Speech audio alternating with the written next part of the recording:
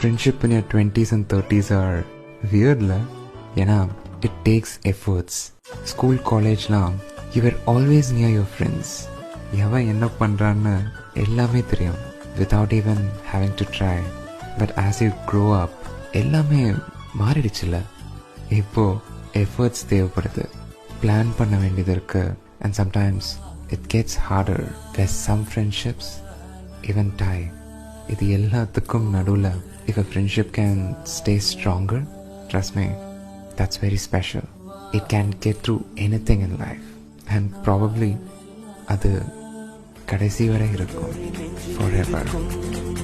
சில துன்பங்களை நாம் மறப்போம், கடிகாரம் உள் தொலைத்து தொடுவானம் வரை போய் வருவோம்.